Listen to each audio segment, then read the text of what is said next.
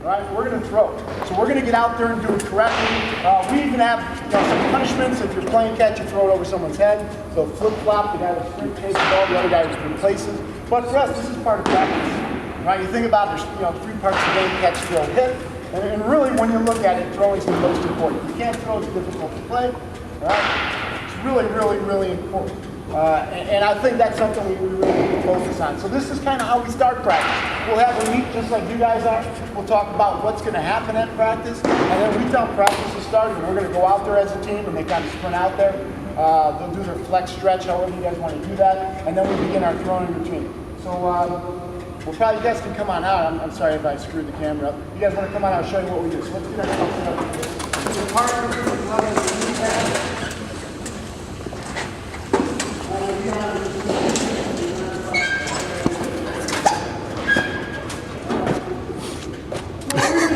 Deconstruct it from the end. All right, so we're going to come back from the end part. Right, the end part is when we're really going across and flipping. All right, so what we're going to do is we're going to start with one leg on the ground. So one leg going to be on the ground. We're going to get our glove. And I want to finish forward. I don't want to do basketball. The little kids will start doing basketball. Now, honestly, when they're younger, I don't mind that because I want them to get the idea. Like I do this with my son, and he's already doing this stuff. But as time has gone by, he's kind of understood. As he starts understanding. When you have the little guys, you can really control it. Put the balls all on one side. And then you verbally say, arm up, flip. You wait for the second, if they get away, you wait. So it comes back, arm up, flip. All right, with our older guys, you can start to watch them, get them on their own. You got multiple coaches, unfortunately sometimes you don't. Right, you can make your way through these different guys. And again, you want to finish over our front of our nose or our front of our knee. All the grips we do are 4 seams. I got a 7-year-old son, and he's got to get all those hands on the ball. That's okay. We're trying to work that 4 seams, so I'm coming across it. So I'm not throwing a 2-seamer. A 2-seamer will make it run a little bit, especially as they get older. Right? As they get stronger, they really start to get that grip back, and their 2-seamer is going to run. Right? We want to keep them as straight as possible. So we'll do this. And then what we usually do, and you guys can do it as coaches. All right, our captain is Trey. We'll look around, make sure we've done enough. And then what we're going to do is we're going to stay in and out and try to back up on the foot. All right, so now what we're going to do is we're going to do our next thing. So now to have it, legs still on the ground, I'm going to stand. This can be any way you want to do it. I can have my elbow at the target. All right, so I'm going to let them know that I'm going to get my arm up, get my arm back. I'm on this 45 here. I always tell the kids too is if you had a watch, with little kids are like, what's a watch? If you had a watch, you can see the time. So I'm going to get my 2 seams here. All right? So I don't want to be up here. I don't want to be down here. I want to be this direction here. So my elbow's here or my glove's here. And all I'm going to say is elbow up, arm back, go. So this thing's going to come through. So this thing comes through. And then you want to finish across your front leg. So I'm going to finish across. So if you wanted the little guys, I'd say right here, I'm going to elbow up. So you get the somewhere or you run at the target.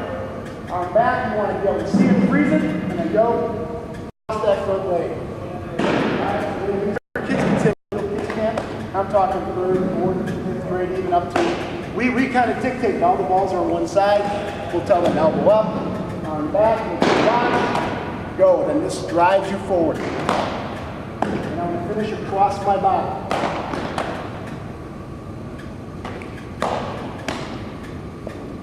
You ever use stickers to point across?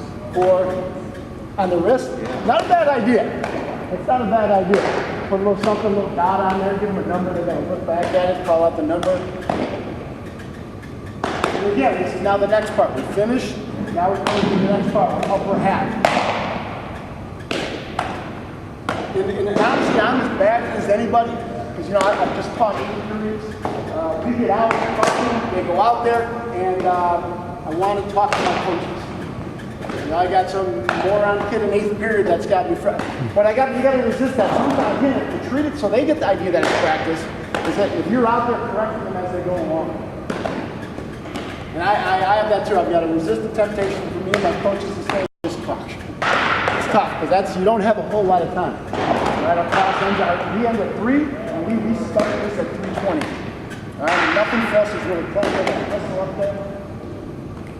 So again, now we're going to get my target. I don't care if they're here pulling. I don't care if they're down. What I want to be is an active side, because then everything follow me.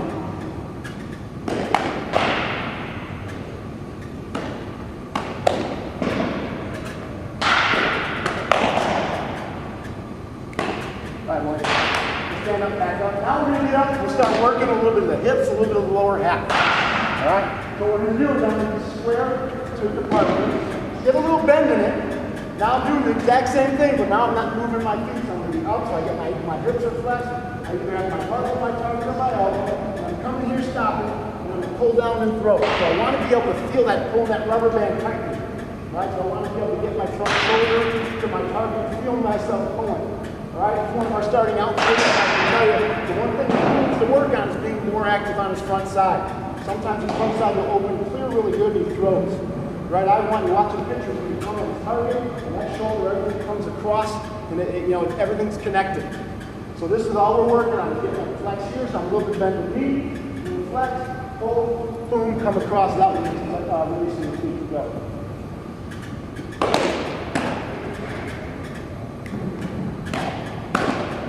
And another part that we focus on, and I even notice it with my son now, like a 7 and 8-year-old, is that this is also catching practice.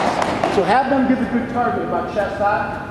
My guys give a real good target, and then they're working on them. So you're working on hands, you're working on catching the ball.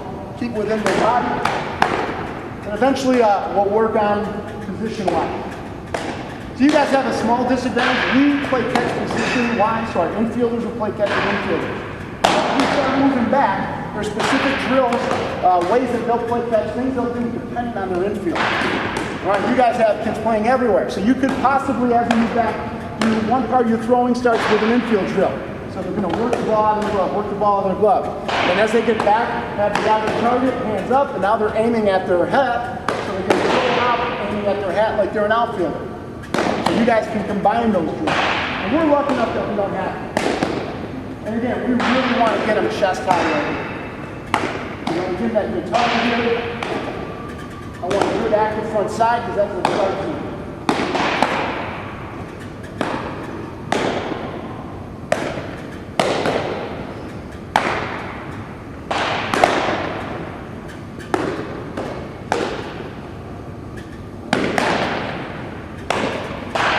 Any questions about anything right now? And again, we're working our 4 teams. Our pitchers will be playing catch with each other, so they're the group that's working on getting the grips here. So they may be working a 2-seam grip, right? They may be working a change-up grip here. So our pitchers are the only ones, and maybe you guys have a pitcher that you already know, and especially as you guys get older, you start getting older kids, teach them that 2-seam, teach them that change-up grip right away. You don't have to worry about a curveball or anything else other than that. Right, my favorite pitch I played in college as a catcher is a changeup. You're a pitcher to throw a fastball and a changeup, you're in awesome, awesome shape. I mean, that's it. So we'll do this again to our captain or for you guys. We'll even commands, walk, arm back, throw, boom. Walk, arm back. You guys can decide what level your kids are at, what level you're coaching at. We let our captain decide. Are we good, trainer? Good. All right, so now we're going to back up again. You guys can make it easy. We usually have one side with our little kids who doesn't back up. Otherwise, the kids don't get it. We may keep, like when we do our little kids camp, I remember this, the kids, one group will stay, and the only group backing up is the other group. So that way they don't have you looking like, where the heck is everybody going? That way it keeps you a little bit more controlled. As you get older, you really want to stretch it out, maybe have both back up.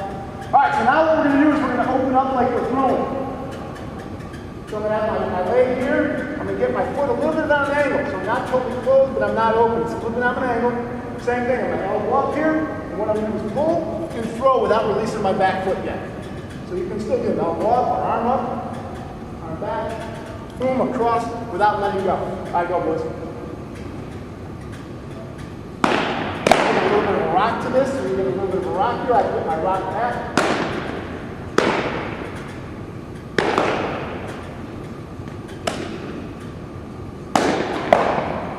You can get a little bit of a motion back. So I'm here, I can get that little rock. Boom, and go. You know, throwing's a lot like hitting. You want to get in that rhythm, right? You want to get in that rhythm to get everything going forward. Here's what I'm really wanting to do. Target, if your target's not, you really start. And you guys have said it a million times, this is called catch, it's not called chase. So you really want to teach them that I'm getting that target.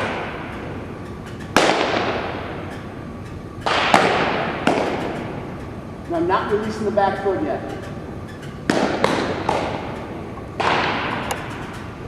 And again, younger guys, you can get elbow up on back. Older guys, you can kind of let it roll a little bit. If you feel it's really crazy, make sure that they throw from one side. This side has the balls, they throw. If it's away, wait. They have the balls, they throw. How long do you go on each of these drills? This is going to be about 20 minutes total. Total problem. Total. So you guys know by about quarter to, up and working on our base running, our flexing. So this is about 15-20 minutes. So probably a lot faster than we're doing it right now. All right, so now release your back leg, and that's all you have to yell to them. If you've got the younger guys, you show them. So arm up, right arm up, boom. As I throw, I want to release my back leg so I can bring my back side through. So I'm doing the same thing, just releasing my back leg and bringing my front side through.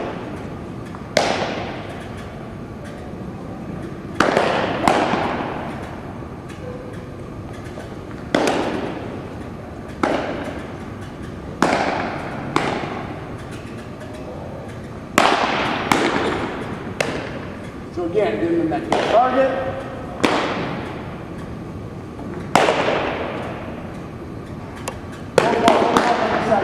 So if you want with our younger kids, here's what we do. What we do is we get the balls on one side and go one at a time, so now you can coach it.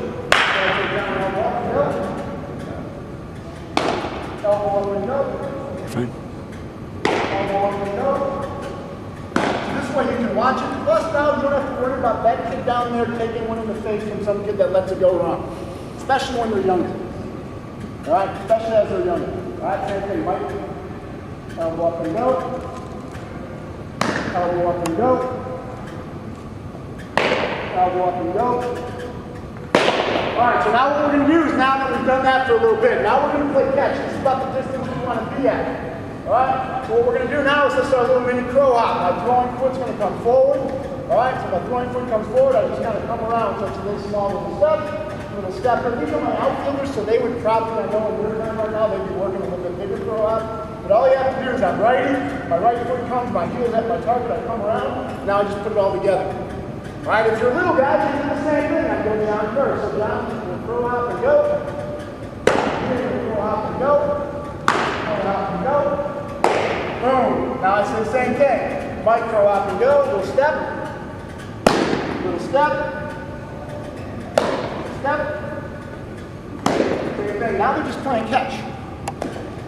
Alright, so as you guys are older, like if you're a Bronco where they're starting to work change up, what about what age are we changing up at? Are we stretching?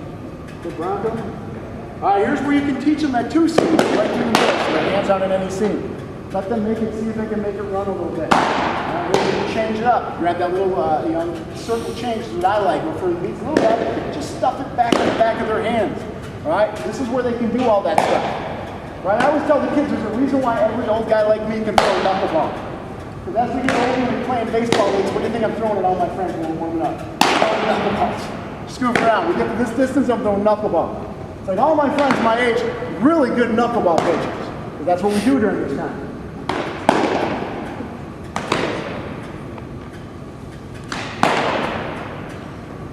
Alright, so hold the balls in. Then it's at this time, our little guys, if you want. Here's a great opportunity to play a little game. Come on, John. So picture they're on 3rd, 4th, and 5th grade. And you want them, okay, we've done this, it's taken some time, a lot of coaching. Let's play a little competition. So what we do now, John's going to give you a step and throw, and we're going to talk about where it hits you. It's about head high in the middle, that's 2 points.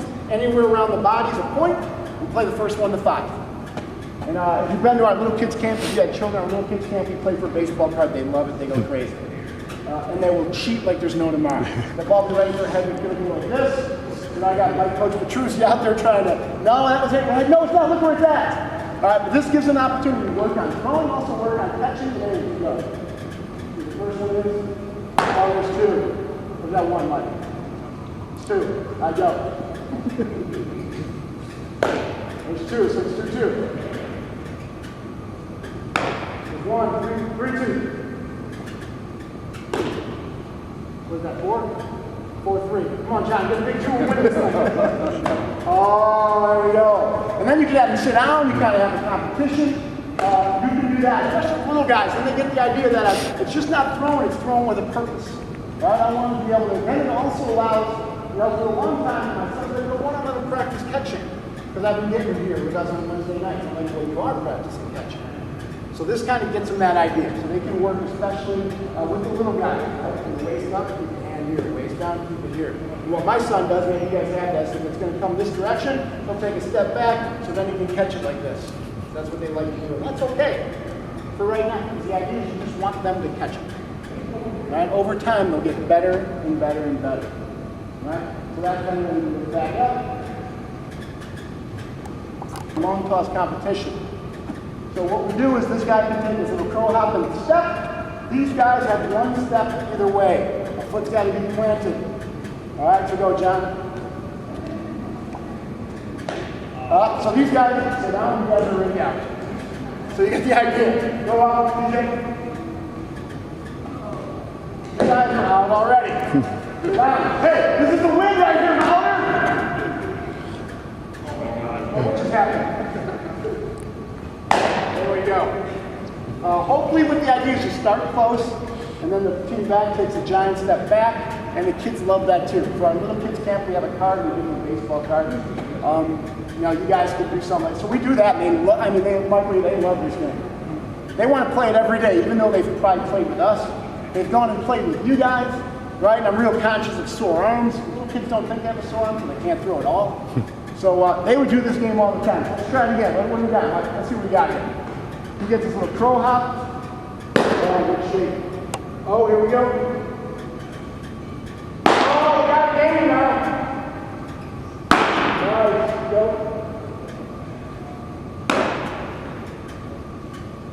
Nice. All right, now back up. All right.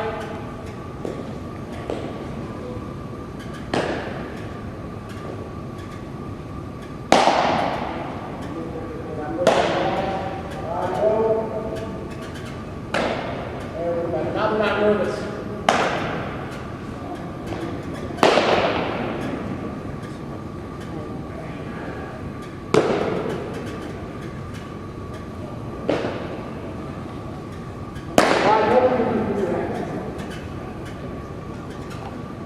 You can use blue guys. All right, this allows them to bring it in.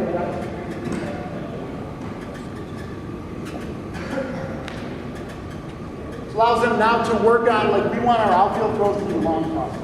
You're going to do two things. It's going to be a long toss. We don't want short hats. We want long toss, long hats. So here's an opportunity for them to work on, all right, hitting with like a cutoff here, and then this guy is working on his fielding off the bounce. All right, so it's points. 2 points to hit a hat, first one to 5. And they're going to work their technique on the fielder. You can get your step back up, get your step, and try to hit the hat. First one to 5. They're going to work on their fielding and get their technique, and you can stop them. All right, you're up to tip.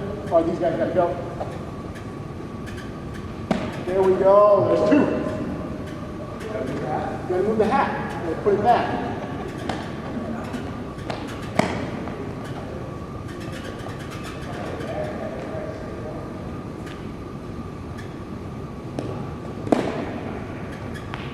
So he's working, and John's our outfielder, so they're taught every time they pick on the ground ball, they're going to get their throw out, so you see what John did. Go ahead.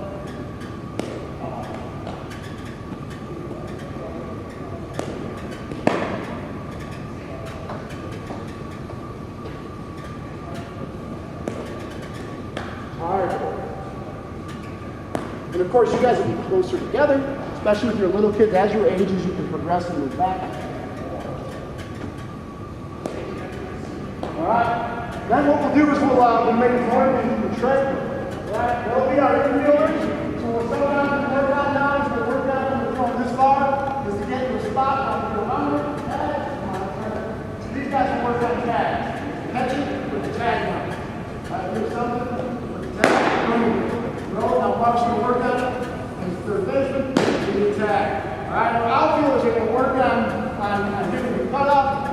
So TJ's going to throw it. What always the problem is going to give him a real look, and those are going to work to get around it. Then I'm going to try to move my body. If TJ throws it, I'm going to leave it the target. Balls in the air, I'm going to get myself here. So I got touch it, I'm going to throw it. Their aim is a little bean on the top of their hat. That's where we wanted to go. So you can do this too with your outfielders. So go. Now we're going to work on relay. Work on relays. These guys are working on tags. If you notice, they're not throwing 100%, right? Because now we're working on the skills that go along. You're not coming at 100%. So throw up the outfielders, the target, the rounders. And again, they're not heaving it. They're not heaving it.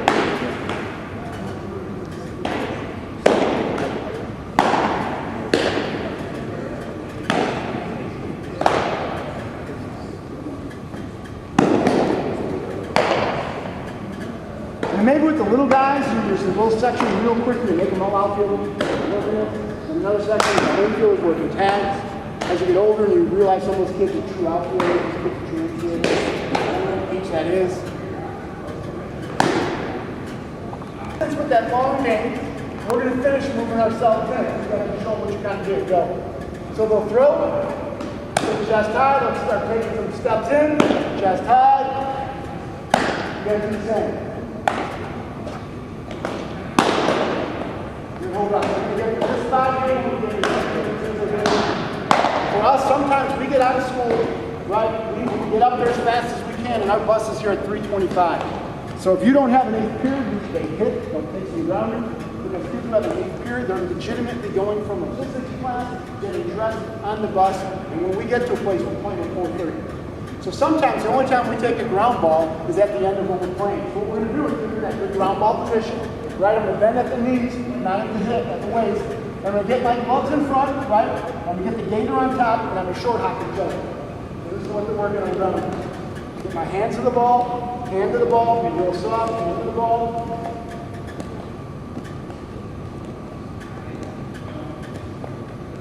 And even this now helps them feel the ground balls, feel the idea. I'm going to get my hands to the ball, be nice and soft. Hands to the ball, nice and soft. All right, and then we're done. Then they'll break out and they'll go. All right? So then we're done. Then we go to our next part of our practice. One thing we do as far as conditioning wise, we're going to do it. So let's get on the edge of the court so you guys can know. This part of the practice down that way. You guys can wait to going. Here's another game we do for conditioning. They love it. I don't know if they know it's conditioning. It's awesome when they beat us. What we do is we just do a throw game. Give yourself a little room. Give yourself some room. All right, so what's going to happen here is guys got one ball. All right, so we're going to have one ball in play. What we're going to do is he needs to take his curl hop. Mike can take a step either way. So go. We're good. Now Mike gets to throw down an angle. Now he's got to go to TJ. Everyone is going to throw and catch. And when they don't, we'll show you what happens.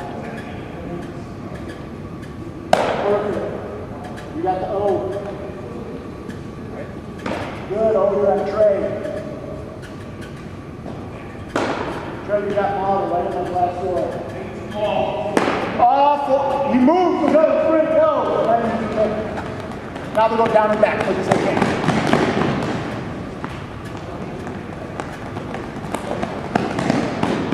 Throw the ball whoever you want to go, start it out. You got it, Mark your first, so the Trey. So another way to condition, take conditioning. I'm a catcher, I get conditioning. It is my pitching coach because he's crazy. These guys can move, the guys catching cannot.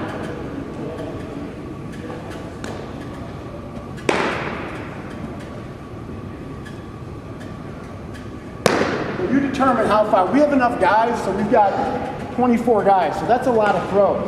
So you guys, you may only have this many at a practice. Maybe they got to do it twice. They got to be perfect twice. All right, go again. First time we're perfect, the kids went crazy. It was awesome.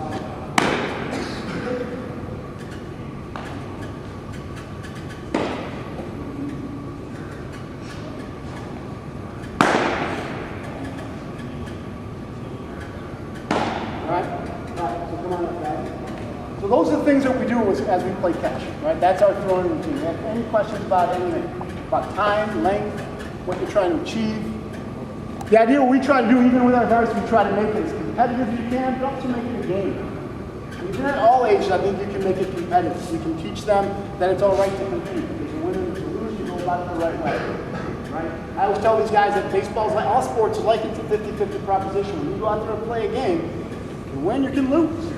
Right? Well, our goal is the process, and we always talk about the process. Are we throwing it the right way? Are we picking it the right way? Are we at the right pace? Are we swinging the right way? Are we backing up bases? Are pitchers getting rolled? Talk about the process for us. Because when the process is right, it'll take care of itself. Doesn't mean you win all the games. All right? But when the process is right, you're going to be better implementing it. And that's the idea behind it. Especially you guys with the younger kids, right? You want them to, one, love the game, two, get better at the game. You don't want to see that kid, without right field, just hasn't gotten any better. You want him to get better. You want him to enjoy it. You want him to have success. It's an awesome game, right? I owe everything I have to baseball. And I owe everything I have to you guys. I played Villa Park Youth Baseball. I started when I was 6. I lied about my age. I was a big fat kid, so it was easy. And I had coaches just like you guys. I was at a coaching clinic the last 2 days. And they talk about the things that you guys have, that you have with kids. Right? A coach can affect more lives in a season than some people who do none of those things do in a lifetime. Right? So they went through a lot of the coaches and they started asking me, what's your favorite baseball memory? And I can tell you a lot of it is from their youth baseball experience and their coaches. I remember mine. I was 6 years old. His name was Wayne Berkey. He lived on Monterey, had a ginormous backyard. We had a team party there. I don't remember anything else about the season. But we had a huge backyard, and I loved going there and playing. I was on the Tigers. They were terrible. All right, but I enjoyed it. I loved it. So sometimes you forget the connection you have with the kids and the effect that you guys have on them. With everything you do, they look up to you guys. All right? It's so important that we improve the instruction and continue to do those things. All right? Anything else? Anything else you want to talk about today about throwing wise? Anything? I don't want to get you only a half hour. You want to talk about infield at all or no? Yes. For the younger kids, you want to pick up the ball is over. The ball is over on this side. What is the drill to teach them to start doing this? It depends on how young. Honestly, when they're really young, my big focus is just let them catch it. That's how they catch it. As they get older, hopefully we try to teach them that that's what that game does, is you want to catch everything from the frame of it. So we kind of teach our kids that picture everything's a game, and that you want to get your friend 2 points. If they throw that throw over here, you want to be able to get yourself in front of it so it's in the frame of your body. But other than that, it's really, my big focus is just to let them catch it, get them to catch it. Because I can tell you that in the 4 weeks, 5 weeks that I've really had my son here, you'll see more and more that glove's coming up where it should be. And these guys can tell you, on Wednesday, he was throwing the ball against the wall and catching everything exactly how it should be. I don't know if my coach is doing it like that. Right? So he's starting to get the idea. At first, I'm perfectly honest, I kept stopping him, and I'm like, Troy, I want you to do this. And he went home and told my wife that she had had a serious talk with me because I just wasn't getting it. He was just a little boy, he can't be perfect. And I started thinking about that. That's right. He told my wife, he's like, I caught everyone. You know what? He was right. So he's catching everyone. Is he catching exactly how I want? No, but he's no longer kind of laying. He's not flinching. He's actually going after the ball. And you guys know that with the little kids. That's the key. Now with older kids, you make sure that they're really starting to catch them. Right? Talk about our catchers having it at the thumb at 3 o'clock and the clock. Right? You want to be able to keep that thing. Right? Very few of your tools coming down here unless it's below your waist or below your knee. You want to make sure you're catching everything properly, going after the ball, and being aggressive. Anything else? How about helping the kids regain control of their throwing? Right. We have last couple of years I've been with the kid. He could throw the ball through one of these walls. Yeah. When he's on, he's on. He starts losing it. How do you bring him back? It's just continually do this. We do this in varsity every time. It's all about muscle memory. In baseball, they have this these guys do studies. They did it mostly on swings, and they say it takes about 100, 200 swings to really start ingraining in muscle memory. It takes 5 bad ones to create a bad habit. So you start thinking about that. So that's why we do this technique. We have the same thing. We'll have a point in time where a kid who is absolutely dead on, also the majors have it. I mean, look at Steve Sachs, guys like could throw the ball back to the pitcher. Just again, you kind of break it down back to their technique, start here so they feel what it feels like to end, get them right back here and continue to work on it. Because they're little kids, they don't have that muscle memory all the time. Yeah. Right? And they're growing. So when all of a sudden they hit a growth spurt, so what used to feel like this now is really bizarre looking, and they're way taller, they're getting bigger. So So again, it's just continue with the technique. That's what we do to make sure that as they fall off, and they will, even our guys will, is that they still have something to fall back to. How long are you practicing? Our practices are really, really short. I won't say really, really short, but like we're about 2 hours. And I know there's a school of thought out there. I was at a clinic yesterday that he's got one state championship, but his practice was 4.5 hours. I couldn't do it. I couldn't do it. I couldn't. What we do is we really try. I come from a football background. My father was a football coach, so his practice plans were like down to the minutes, and so are ours. So we're going to do a little bit fast-paced, and we're going to jump in the drill, They know I don't even schedule water breaks. They get the water as we go, right? But we want to be out there and doing short little things, quick, getting in and out of drills. I don't want them standing out. Even our batting practice. All right, we'll talk about that too. Like even your batting practice with the young kids, I recommend getting a laundry bag and honestly, you can find both those of wiffle balls from Dick's. And then what you can do is you get a group of 3 over here, or a group of 3 here, a group of 3 here. Never take a full field batting practice, because that's when you have kids standing around. This way you got kids that you can really, if you have 3 fathers or if you have a couple fathers or mothers, you can work on really individual coaching. So when we hit, we'll do an individual wiffle ball always. And sometimes that's all we do. Being on away games, that might be the only batting practice they get. So our practices are anywhere from, if we start at 3:20, we're done by 5:20. And maybe that's not the norm. I feel like it is, talking to those coaches. Bill Seipel from Naperville Central, who won a bunch of state championships, in the Coaching Hall of Fame, he said, if you want to get your kids to do a lot, take away a half hour. So when he's inside, he tries to keep it to 1 hour and 45 minutes. He doesn't change his practice plan. He doesn't tell the kids that. What he wants to accomplish, if it was 2.5, he accomplishes 1 hour and 45. And he's like, you'll be amazed at how fast the kids can go out. And I agree. I find the same thing. So my practice is inside. We only have this for 2 hours, so by the time they stretch through, our practices are relatively short. Right? I want to get them in, I want to work on a skill, and I want to go. Right? Get them away. And I'm not afraid to give them a day off, too. And I know that in high school, it's like football's every day, but I'm not afraid to get a day off. So we've just played, especially as you guys start your season, it's bad weather. So we may end up playing 4 or 5 games in a row, and we're going to hit 2 on a Saturday. So I may give that Friday off, and the kids enjoy that. That's something you have to look at. Baseball's one of those games. There's so much mentally involved, there's so much physically involved. So we'll give them days off. But our practices are relatively short. If I'm inside, it's under 2 hours.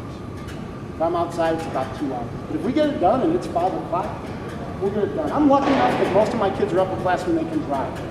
Now my freshmen and sophomores have a different story. I have them start practice later.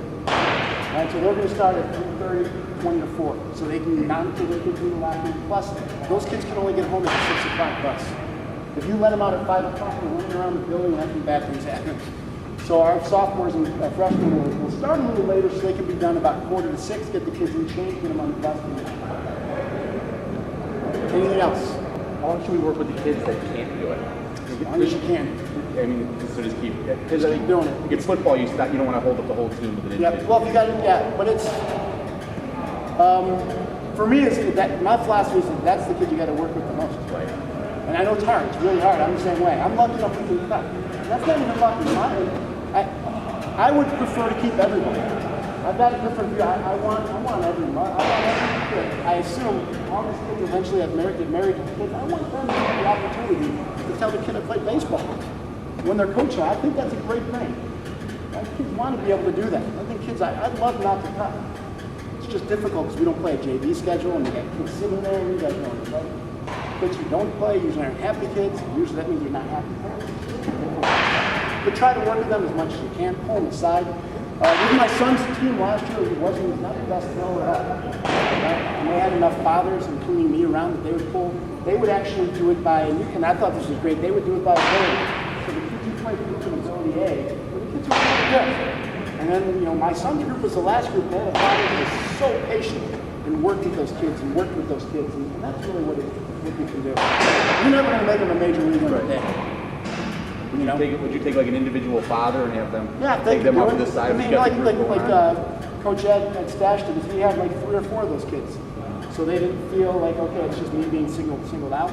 And now these kids are getting one-on-one attention. My son loved it, had 0 idea that he was in that group just because he was getting better at it. It's new for him. My son's got that birthday in August, so he's the youngest playing with the oldest. So he practiced all season with the T-ball, and right before it starts, somebody called up from the league and said, by the way, we think he's in the wrong game. So he just was ready. He didn't know, he loved it. Had the best experience.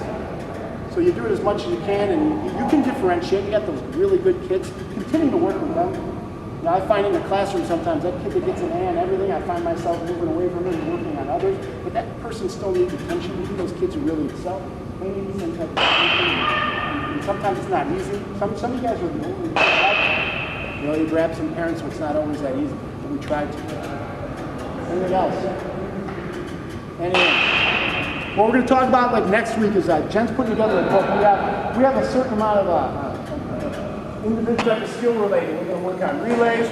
We're going to do running. We're going to do rundowns really quick. And that'll be something we do every single time we throw.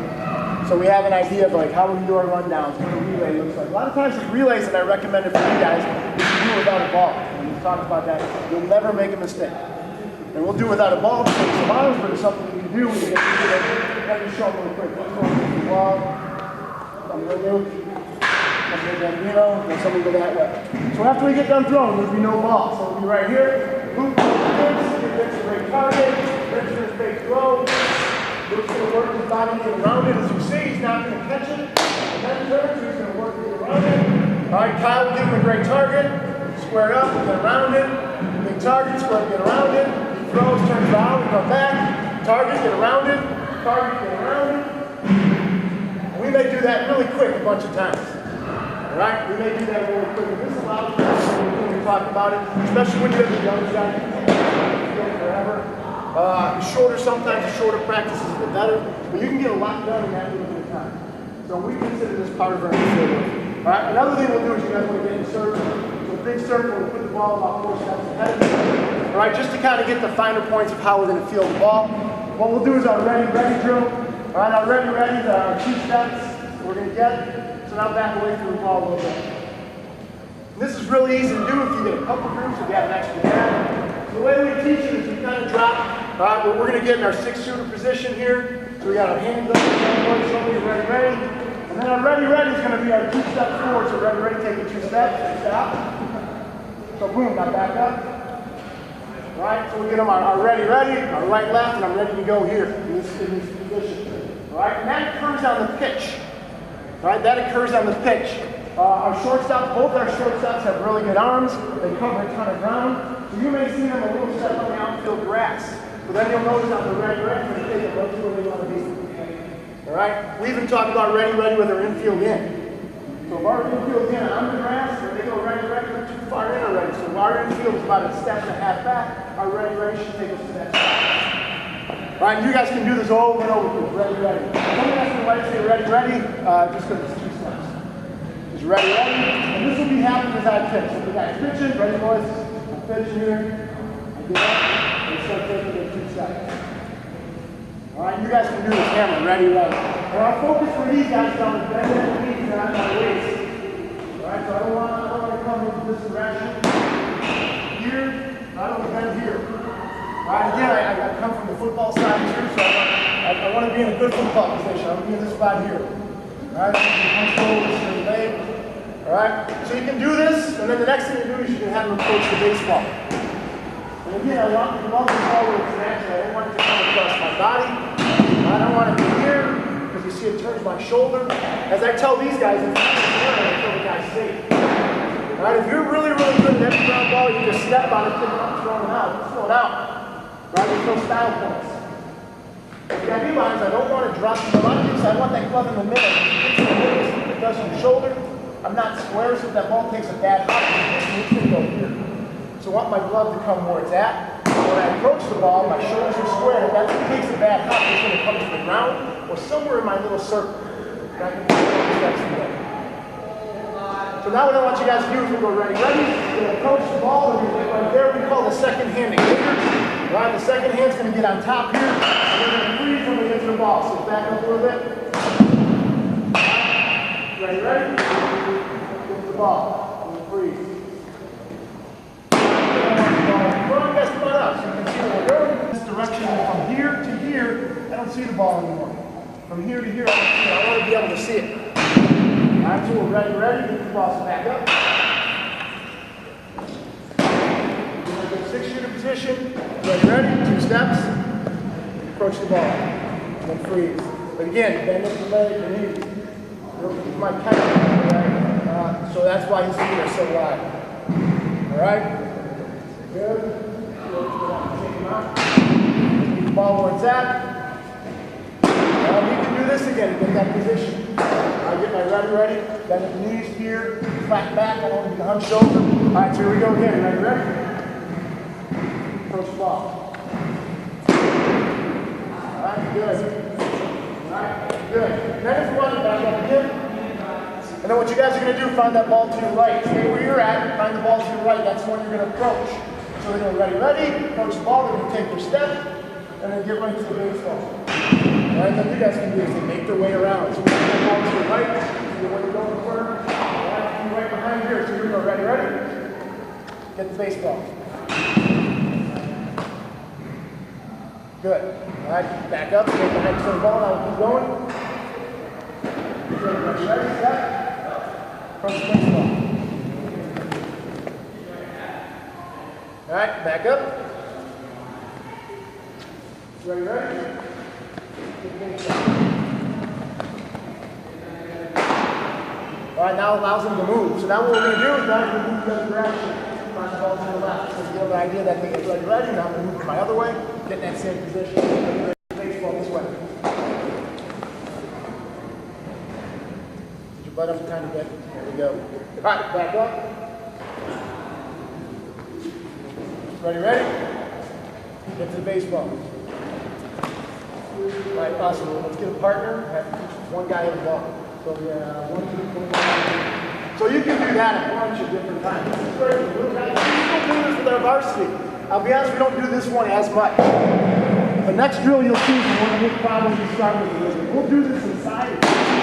All right, fast. We have what we call, when we do our practice plan, we have what we call a fundamental blast. It's like 5 minutes every day where they're going to get to their position coach and they're going to do some type of fundamental position. Really good. Before we even start doing our full infield. That way they get it, they see it. And again, that's the football aspect, and that's what we did every day. All right, we got 5 minutes with pass pro, my line and pass pro. That's it, quickly. Right, if they don't get it, it's okay, because tomorrow we'll do another 5-minute blast. It's going to keep adding on to it. All right, so now it's going to face each other, we're going to catch. And what we're going to work out here now is that we're going to roll the ball to each other. Real nice. This is great for the young guys, for the little kids. All right, and now here's where we start to add a little extra part of the technique. I want to get my hands to the baseball, but I don't want to make it so hard. Right? Jordan's not smarter than his dad. Took physics, starts physics, right? If the ball's coming at him real hard, I'm coming at him real hard, something's going to happen. Right? I got to do it perfect to feel it. So I want to get it here, and as I get to the baseball, you need to feather it a little bit. You know, we call that soft hand. It's that pillow effect. Use your arms as shock absorbers. Now here's the tough part. Because when you say that, some people, when they get here, when that ball comes up, and they want to pull their hands all the way in. And that's where you get bad habits. Right? And we do that too, because this part of the game. So I just want to feather a little bit, create my hands. I want to get to the baseball, and as that ball's coming to me, feather it. And now I'm in my throwing position. So back up, guys. These guys are going first. When their arm comes back, you guys get my ready. And then you guys roll it on the ground. And then you guys roll it on your hands. Then real nice soft hands. So go. Get the ball. Feather it in. Right field, it's a little nuance. You guys back up and do it to them now. When their arm goes back, you start your steps. Again, it's real feather. We still have lots of guys who want to take their hands into that, or you take your hands and do that same time. All right, boys, go again.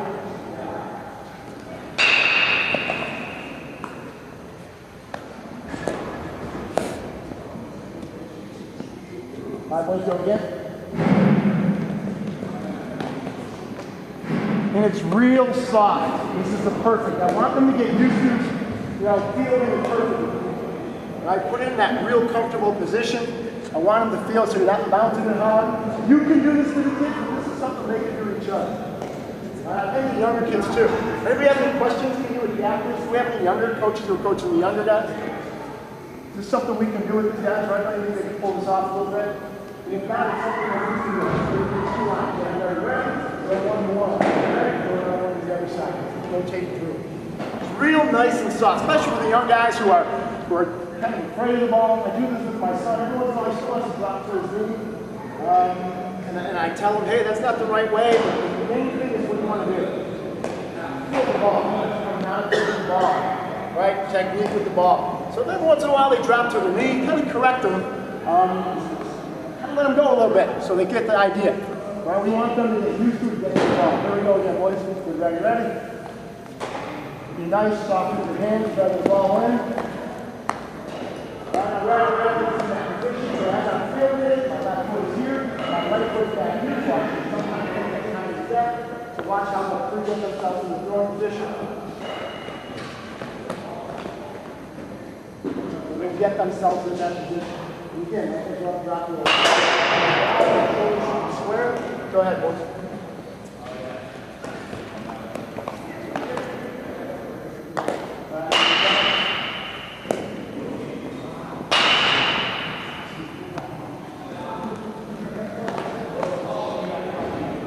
So we'll go let's get 3 foot over here, get one in the middle, get one far, things come out over. What's your best advice for kids?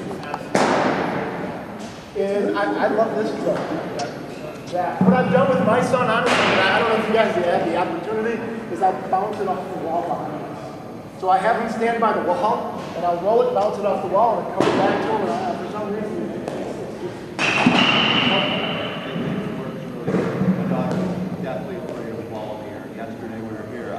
talking about bouncing them off the wall. I was hammered.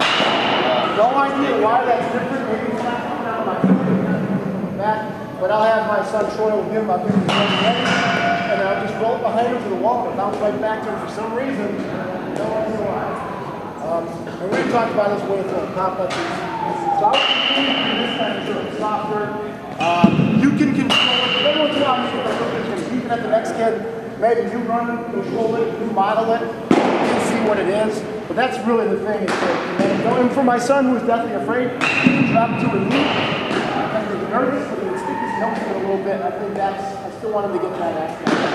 You know, and even a 7-year-old kid sometimes pretty smart, because he said, "Dad, I caught every ball today. It was so bad that I catch it the right way." And as I'm driving home, I'm like, "You guys right?" You know, that's another thing. Get underneath the ideas, especially in practice. You want them to get the feel of going after the field and catching. Anything else? Anything you guys can add? You can see how this could be. All right, so now go to your position. Switching third base, shortstop, this is second base. Here's another one we do. Bambino, you get deeper, get behind. So here's another one we do. It allows us to get throws in. We'll have 2 coaches at home plate. We'll have 3 buckets. I know you guys may not have. We have third baseman. Our second baseman is going to throw a tie. Raise your hand. So we're going to hit in front of the shortstops are coming in the first base. Our third base are working ahead. This might be tougher for your little guys because all their throws are going all over the net. This is where you're trying to take one in the face. But as we step up, as you get older, this is a real good drill to do. So I'm hitting a ready Luke. I hit a ground ball to Luke. You feel it. Boom, he's come across the other man. Right, so I've got a coach who's hitting to these 2 guys. And then I'm at home plate from these guys. We always hit our funnel from home plate because that's where the ball comes from. Sometimes we would do this 4-man funnel where I'm hitting second base from over here, shortstop from over here. I just have this, you know, the coach, that's not where I see it off the bat. You know, that makes sense. It's way faster, way more ground balls, and not quality ground balls overall. So we try to hit them all from home. So we hit these guys and they would throw. All right? Can the older kids do this, you think, or? Yeah, we did it, Bill. Oh, yeah. Yeah, right? Then if you want to, then what we can do is now for us, then we would rotate. So what we would do is then we would take away, Dan back away. All right? So Dan, you stay there, Kyle back away. And what we'll do is we'll hit the ground balls, our third base and second base are turning 2, throwing it to the guy in the middle, shortstops are throwing it to Dan. Now I'm hitting here, go, and I hit here, go turning fast. It's going to work. Throw here, I hit the shortstop, throw, boom. He's going to throw it into here, and now we can get that in.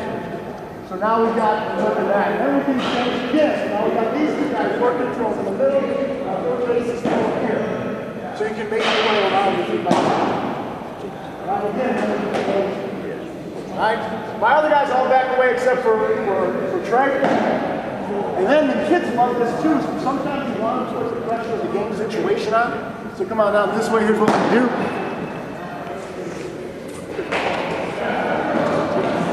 Guys in different bases to replicate situations. We'll have a kid with a helmet on who's going to run. He's going to stay with his back to me, so he can't see it. He'll hear it. Otherwise, if he's watching here, as I start swinging, guess what they're doing? They're running. It's like we can never turn two. Everybody's like, what the heck? So we'll have him with a helmet on back here with his back, and then we'll just have situations where I'm just going to hit ground balls at different spots, and we're trying to run. And the idea for us, as you get older, and this is probably a drill for your older coaches, 13, 14, maybe 12, is you want them to simulate game situations. I mean, everybody is really good at fielding it and putting it in the bucket. Unfortunately, there's no part of putting it in the bucket in the game. If it was, we'd be awesome all the time. So this way we want to give them a little pressure. So this kid will be here. When they hear the crack of the bat, they take off. All right, we may have guys on first base, so they already know the situation. All right, maybe we have a guy on second base, they know the situation. So this way now we add a little pressure to them. Maybe with the younger 7, 8, 9-year-olds, maybe this is a little bit more difficult. But as you move up now, it's something you can do. Put the pressure on them. Let them feel it's like the guy's barreling down. For me, it's not even that. It's the idea that they have so much more time than they think they have. Right, our guys will field it, they'll bounce in front, they'll pick it up and just heave it, and they don't realize that kid's barely down the So this allows them to realize that if I don't field it cleanly, if I get to where I need to go, I can put it on them and I'm still going to get it out. A half a step out, the same as throwing them out by 4 steps. We talk about that all the time. I heard it from Mike Tomlin, there's no such thing as style points. At the end of the game, as long as you have more runs than them, it's not like someone walks up and said, hey, 3 of these runs were cheap, we're going to take 2.5 runs. It doesn't happen. So we want to make sure that the idea is collect outs. Right, we have 21 outs to get somewhere in the game, and we're going to get them. Right, so we can do this. So we can get this drill. Let's come to second base. We'll show you now. These are kind of step-up drills now. If you're talking about footwork for infielders, you guys, you're probably not turning many double plays. Right, but we work on footwork. Just a little thing, as you get older, we want our second baseman to get to the base. All right, they want to get a target here. And what they're going to be doing is they're going to be stepping back with their throwing leg. So this is it. So I'm going to get to the base, and that Garbaz will show me a flip, get back that way. So I'm going to get here, go, and I'm going to step back and catch it, make sure I'm pushing off the base to get the force. In your league, including in our league, kids can only slide directly into the base. And I don't know about you guys, but that is our area of focus. They can't come away from the base, touch it with their hand. Their feet have to come to the base. So we'll come out here and just individually just take a bucket of balls. You guys come here, pretend like I'm a ball. And I'll even have my shortstops and second basemen do this together because they're middle infield. So I'll be on one knee and I'll flip it to them before they step back. The Garbaz get to the base, get to the base. When you use that base, it's hard to deflect bases, but head bases that are in there, use that as really you can push off of it. Get to the base. Bird. And just keep going. And we're lucky enough to have to catch them. So you guys can have to do it on air, not throw. So we come and go. Come and go. And we would be thrown into our net. Ready? Come and go. Ready? Come and go.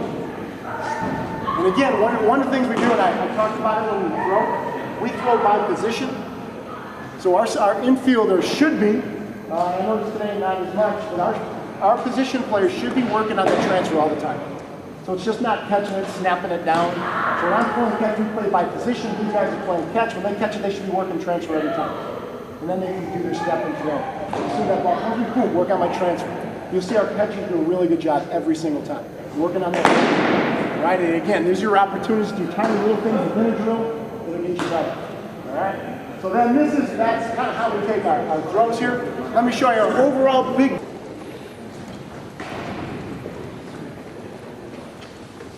Jan, I think she's going to give it to you guys in a booklet. This allows us to do probably 6 drills in 15 minutes. And again, it's one of those things that we can do all together. Outfielders will be with us. So at this time, our outfielders would go to our outfield coach. They're going to work on right leg drops and left leg drops. They're going to work the balls right at them. They're going to work on curl hops. They'll do a little mini drill. They work on getting the ball to the cutoff line. All right, and all this is time. So we'll get up there. We'll get like 3 or 4 minutes. Boom, we'll clap, we'll blow a whistle, and then we switch the drill. All right, so our first drill here, what you can see, is our third baseman and first baseman. Our first baseman and third baseman are working bunt coverages. All right, you guys can figure out as you get older. I know that little guys aren't bunting, but as you get older, you can figure out. We use colors when I was little. Know it. For us, we hand sign them in. So our third baseman would do hand sign these in. All right, so we'll go bunt first. Cover 2. So these guys get used to looking at Luke. Silver. Yeah, give us a sign, look at Luke. Give us a sign, Silver. Sleeve, silver, blue. That's why you practice it. All right, so these guys are just working bunt coverage. Coach would throw the ball out to whatever. Silver. For us. Devo, come get ready. Switch. There we go, switch. So these guys are doing that. So we're going to work bunt coverage. So we have our first baseman coming in, our third base, first base. We have one where we know these guys now. These guys want to come back outside. These guys, while you're doing bunt, it's number 2. All right, and what we're doing is the lead. We're on our flips. Our shortstops are taught to keep the straight arm and underarm. All right, so when I get my flip, I'm going straight arm and I'm following it. I don't want to be throwing back.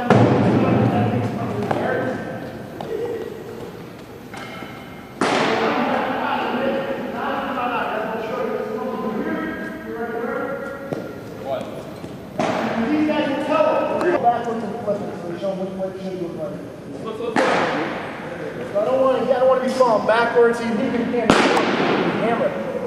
I want to straight up because I want to feel like I'm throwing it out.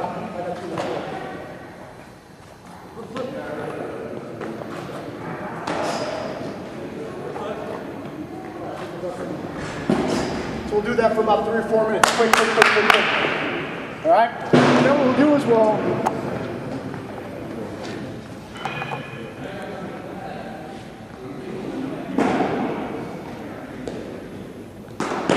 And then what we do now is we'll come out back. This now work out straight to the line. Any ball hit, second baseman, they want to get hit here. They see the ball, they're going to get on their table as fast and hard as they can. They're going to get they're going to curve up the baseline.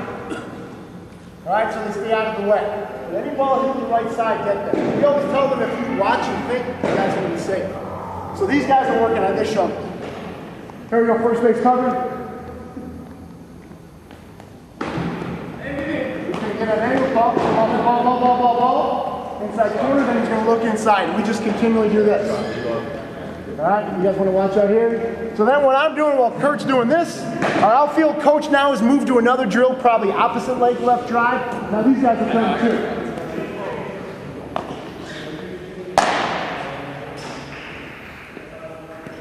And these guys are still going. Keep going, Kurt. Now I have a fungus back, I'm going to brought one up.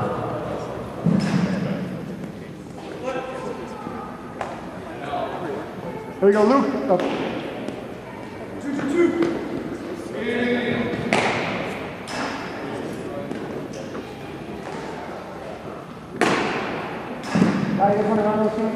Now these guys are doing this, it's about 5 minutes long. So I'm going to hit them, keep going around. Then the next step after coach has got them, they all come to third base a couple times. All right, now what we're going to do is bobble. So the first pitcher's got to get up the line and actually stop and call for the ball. Bobble, that's it. Bobble, call for it. Let him get there, let him call for it.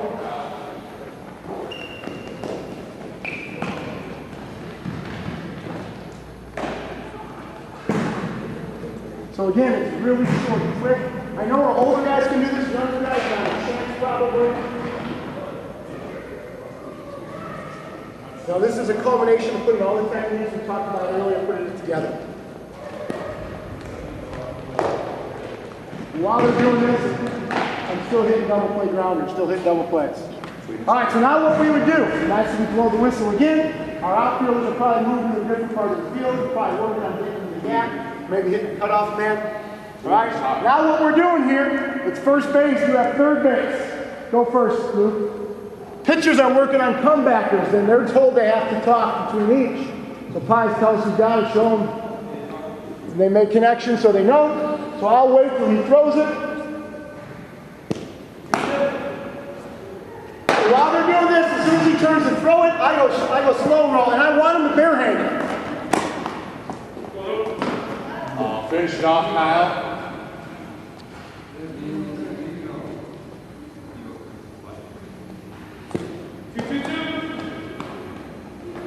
Take it, hands straight.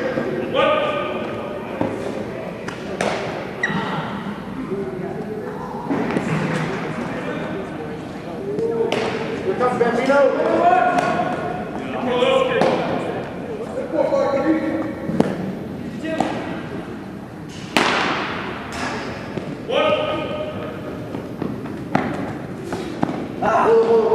The one thing we really do, and Dan's doing it without, he hasn't really done this with us, but he's doing it correctly, is we want to fix your rear hand as well too. A lot of times when we want to fix your rear hand, we turn our hand sideways. Because they want to get it ready to throw, and that's what the ball's going to go to. She's going to go nowhere. So we want to stick it straight to the ground, and the ball team's not going to hand and go. And we do this in competition. I'm not going to give you this part of the drill starts out with third baseman involved. The last drill. In our region, we won a regional 2 years ago, the first one in 4 years, in 1972. And the game ending out, inside out swing from this left team. And it bounces towards the 50-yard base about the run. Our third baseman comes in, and we've done this multiple times. And I kid you, picks it from here all in one motion, and ends the base. And the bench went crazy because we've done it 1,000 times. So it's our third baseman's goal to get that. And we work on it. All right, go. What are we doing? Same one. Same. Double. No, you're working with. Carter would hit him, and then we're going to hit pop-ups. Our outfielders sometimes get mad because we hit more pop-ups than we do to the outfield. But we're going to try. So we'll do this. And I would say in 3 years we haven't dropped one. Yeah, there's that little area where everyone's converging and everyone thought they're going to get it. Then everyone thought the other guys were going to get it, and then it turned out no one got it. So that's kind of what we try to do. And the idea, we try to really hit them as far as they can go, so they practice their rules, but they also realize that I've got to get it. So this will help teach Luke to know that there's that weird little corner that unless he's really busted, he can't get it. I got to get to it. So I know what Coach said my rules are, but I know which balls I have to get to. And then we'll do this for another 5-6 minutes, as many as we can. Putting them in buckets, all right? So we do all these drills, probably 5 or 6 drills, probably 3 or 4 minutes at a time, all right? And it allows us to work on all the skills that we had just set up. So they take that little basic skill from the ready to the rolling it, all right? And now you can increase it. All right, boys, you guys go ahead. Any questions, anything you want to know, how you can put it to you guys? That's what I thought. I'd show you as much in the last 15-20 minutes. If you guys have questions, how we can adapt it for use with you guys, or if there's anything else you want to see, any other questions we have, anything you want to take a look at that you want to see would be effective for our listeners. I would say the biggie is rolling it back and forth. Let them feel it. Perfect slow. All right. You guys go ahead. For each other, yeah. I will back up with these guys a little bit swing. So we can talk over here. I want to give you about a half hour or so, a little bit more of like the things that we do. Throw everything at you.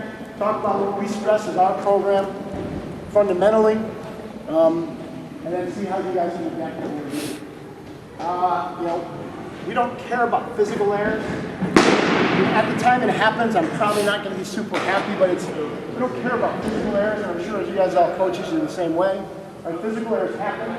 The worst part is mental error, so what we try to do is provide situations so they're always thinking.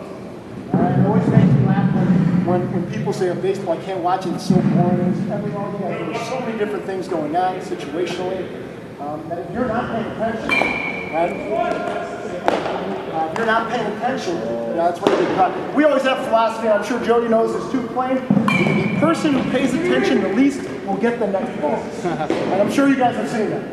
A kid out there looking around, that ball's going to find. We always say it's the baseball guy. They find that guy somehow. It's just like when that kid makes that diving catch. to end the inning, somewhere he's going to be in the first 3 batters. I don't know how that works out either.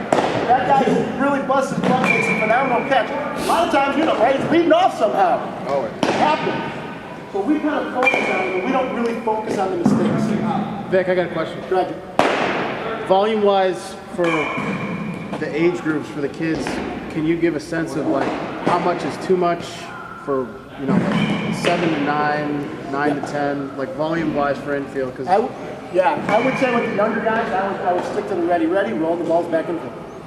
And then when you feel they're getting pretty good, then I would put them in just one line if you only have one coach, and then I would give them ground balls from the top. If you're lucky enough to have 2 coaches, allow you to do, and maybe just go, you know, both sides a little bit. But I wouldn't go much further than that.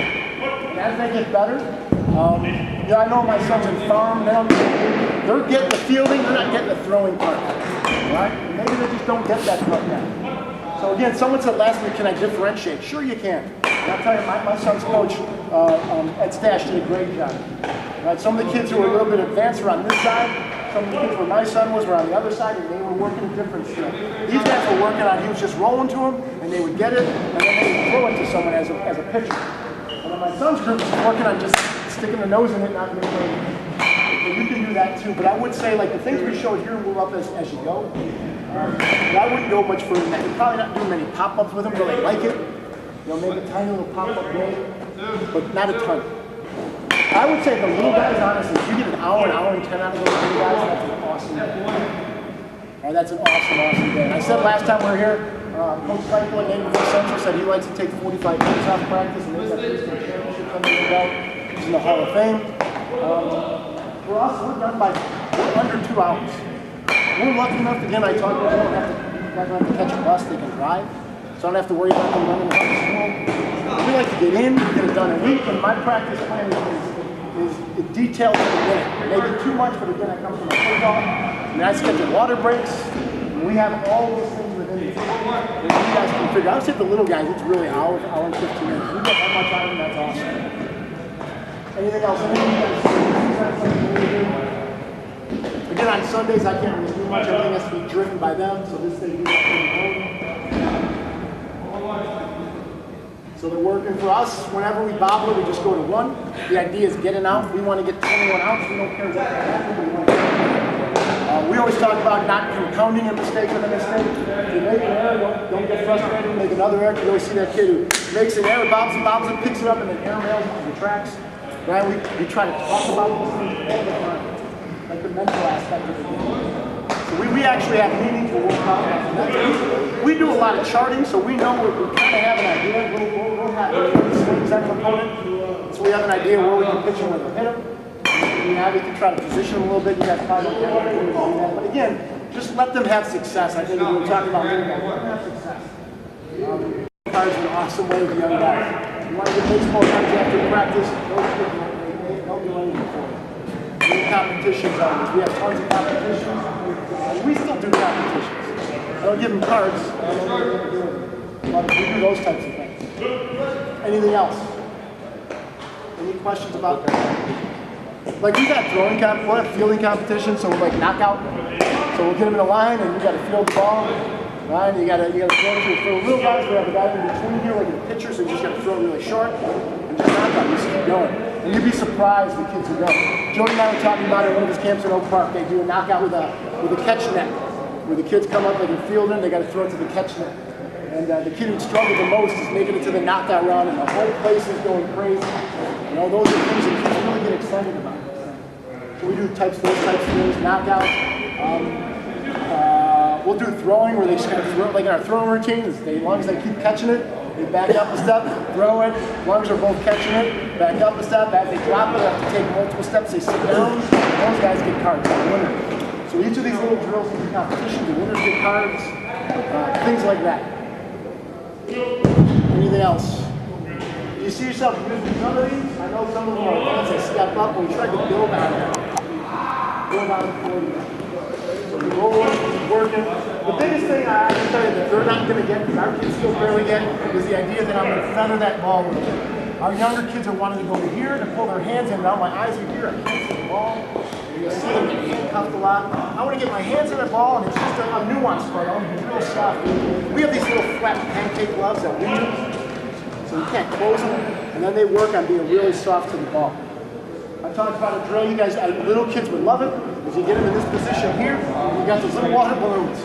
You guys know how you catch a water balloon, right? You're going to feather your hands because you want to stick your hands with it. So you maybe do that a little. So you get the little kids here, you're playing catch with a feather in their hands, they can step back, and eventually, hopefully, they all get wet and with water balloons and at the time. We'll teach them that little soft hands aspect. Raw eggs works too. There you go, but I'm not cleaning that. That was my first choice. Then I started thinking raw eggs, field house. I need to have a job. But that's not a bad one for the little kids. Would love that too. As you guys know, sometimes the little ones never break.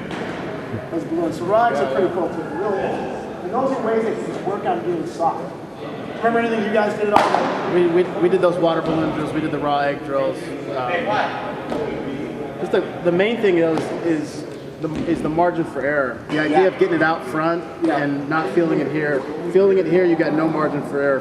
Feeling it out here, if there's a bounce or anything like that, especially if that top hand is kind of guiding things, you've got the ability to get it out of the way. For the kids that are really scared of the ball, the idea that that top hand is kind of up here to protect the face really gives the kid kind of the freedom to field the ball. And another one, and you see our kids do it too, you'll see them do it. When they get to the ready, they turn their gloves here. As Jody said, margin of error. This ball's going to have to hit me perfect, and what's going to happen? So we even get to film it. We show them. We show them what we have them do is now they got to just dip their wrist a little bit. So now I give more surface area. And as Jody said, now I've got a bigger margin of error. This ball can hit me here, here, and here. All right, I'm still going to get it. When my ball's flat, my glove is perfectly at me. That ball's got to fit in there perfect. All right, I've got to field it perfectly. Otherwise, I'm not. So we just talk about a little thing is instead of getting here, you saw my kids were doing it. If I could coach them, I would make sure that they get this position here, they're going to tilt that wrist here a little bit. So I'm ready. As I get to the ground, I've got this entire surface to work with instead of this. That ball's got to come here. If it doesn't, then I can't field it. So we kind of talk like that. Anything else? Coach Hudson. Next week we're going to talk about pitching. I'm not here. Their pitches, doing all that crazy stuff, but it's normal. Play catch, play practice. Eventually, it's a slow process, but it's time to play catch constantly. Play catch. And you said blocks, you can get at blocks, pick off moves. I know that as you get older, you start holding guys on base. So we can talk about how to hold the guy, think like that. Yeah. We actually communicate between every pitch with our shortstops and our pitchers. A lot of times our throws to first are called by him. The pitcher, if he feels it, he can throw it. Yeah. Our middle infielders call pickoffs to second, like doing some tug in the jersey or getting a sign. Like inside move, right? It's just kind of you tucking in your shirt, right? The pick play, the spin pick, it's just kind of a pick of the jersey. The pitcher acknowledges like with a wipe off, so we know that it's on, right? You don't want to be throwing it in the center field, you know it's going to be there, right? You know. Show you all that stuff from how we do it, how you guys can use, how you guys can hold runners, the stretch. Here's an intro I know we can talk about is just your typical windup for a little kid. Like my son, he wants to throw. His throwing's getting great. He still doesn't get the idea. And a lot of kids want to do that step way to the side. Kurt can kind of talk next week about that, how to teach that kid the windup. Because honestly, right now it's been getting that part with my son throwing the ball so well. But then I'm like, well, we're going to kind of throw a windup here. You know I can do it. A little thing you could say is just small, big, right? Small step, big step, big step. Small, big. Just kind of get them into a rhythm and kind of understanding what it's kind of supposed to be like. And then next week you'll have availability. Our pitchers will be out here. That's really all we got.